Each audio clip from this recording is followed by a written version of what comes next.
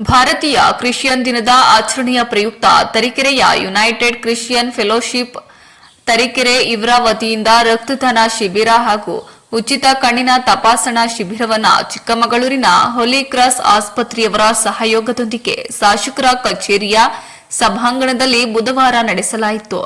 ಇನ್ನು ಶಿಬಿರವನ್ನು ಉದ್ಘಾಟಿಸಿ ಮಾತನಾಡಿದ Tarikere CSI church father William Ferrar ಅವರು ಸುಮಾರು 2000 ವರ್ಷಗಳ ಹಿಂದೆ ಅಂದ್ರೆ ಮೊದಲನೇ ಶತಮಾನದ ಕ್ರಿಸ್ತಶಕ 25ರಲ್ಲಿ ಯೇಸು ಕ್ರಿಸ್ತರ 12 ಮಂದಿ ಶಿಷ್ಯರಲ್ಲಿ ಒಬ್ಬರಾದ ಸಂತ ಥಾಮಸ್ ರವರು ಭಾರತದ ಕೇರಳ ರಾಜ್ಯದ ಮಲಬಾರಿನ ಕರಾವಳಿ ಪ್ರದೇಶದಲ್ಲಿ ಪ್ರಥಮವಾಗಿ ಯೇಸು ಕ್ರಿಸ್ತರ ಶುಭ ಸಮಾಚಾರವನ್ನ ಸಾರಿದರು.